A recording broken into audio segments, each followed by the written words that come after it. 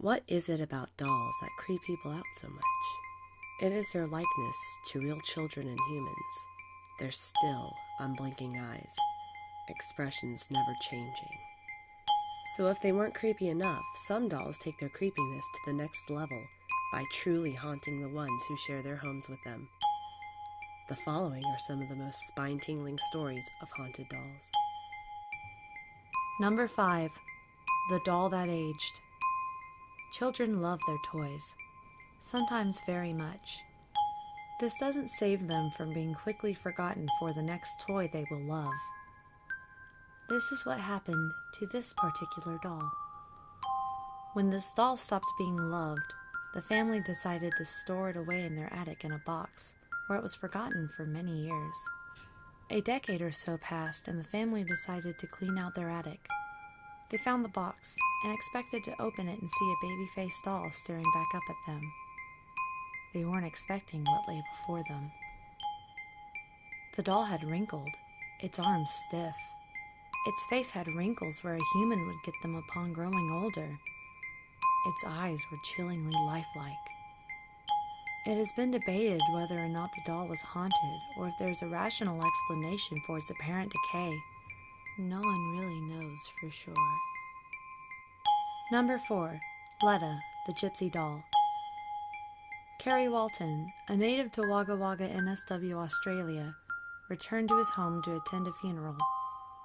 While he was there, he decided to visit an abandoned house that was always said to be haunted. Inside the cobweb-covered, dusty old house, he found it hard to see. As his eyes adjusted to the darkness, he saw another pair of eyes staring at his own. At first, he thought it was a dead child. However, at a second glance, he realized it was a doll. For unknown reasons, he decided to bring it home with him. He was offered money for the doll, but found that he could not part with it. Wishing to find out more about this doll, Walton took it to a museum, where he learned that the doll was about 200 years old, and likely from Eastern Europe. Its hair was real human hair, and underneath the hair was the likeness of a human brain. Walton wanted more information. Taking it to many psychics, he learned that the doll was made by a Romanian gypsy to resemble his deceased son. The psychics believed that the soul of the crafter's son is inside the doll. They believe the boy tragically drowned. Those who look upon it say that it brings them a sense of sadness. Animals seem to fear the doll. Some who have seen the doll have even screamed out loud or fainted. Walton named the doll Letta, claiming he would sometimes shout, "Letta me out!"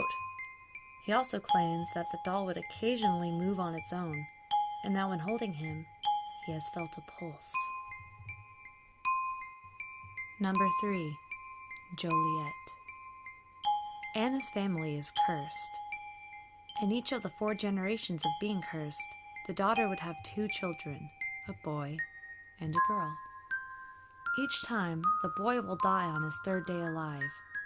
A doll, called Joliet, was given to Anna's great-grandmother by an angry friend. With the belief that the souls of their lost sons are all within Joliet, the family loves and cares for the doll.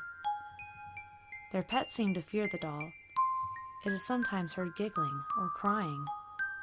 The voices of the giggling and crying are all different, which leads them to believe that the doll is a vessel for their dead children.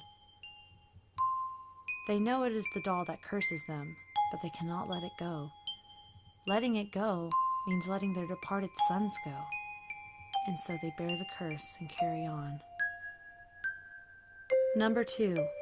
Annabelle. Annabelle, a large rag doll, belonged to a college student named Donna from her mother. Her mother got it from a second-hand shop. It wasn't long after she got the doll that her and her roommate, Angie, started to notice strange things about Annabelle. At first, they thought perhaps the doll had slumped over on its own, or that the air moved it in some way or another. However, soon, they began to find Annabelle in many places around the apartment. Their friend Lou disliked the doll, saying it was evil. The girls disagreed, believing there to be a reasonable explanation.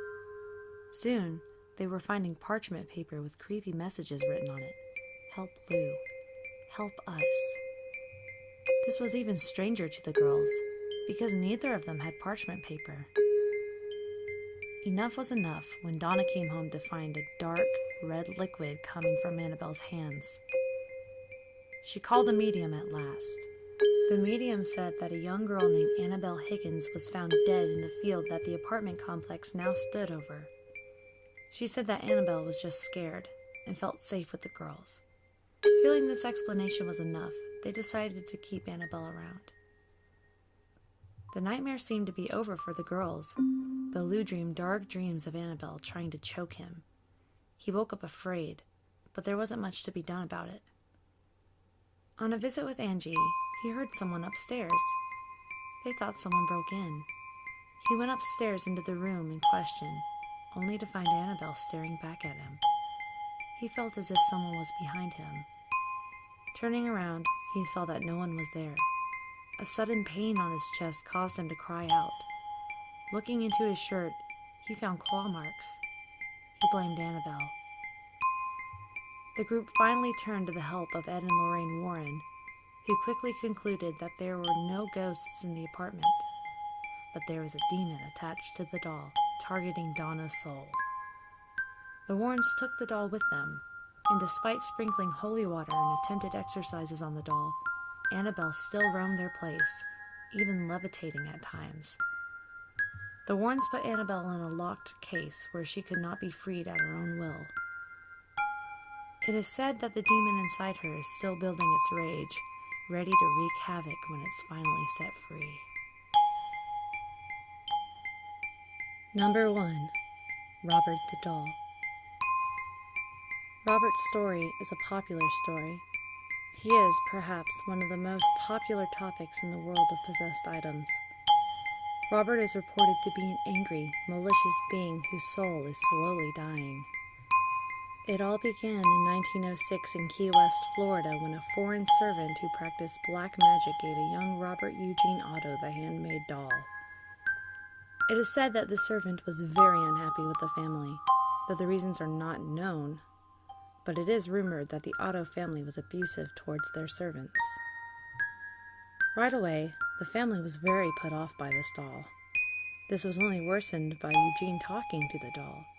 2 different voices were heard, and at first it was assumed that Eugene was changing his voice to reply, but it was soon discovered that the doll was the one who was actually answering Eugene. One night, Eugene screamed for his mother. She rushed into his room, only to find the door shut and locked, her child screaming inside.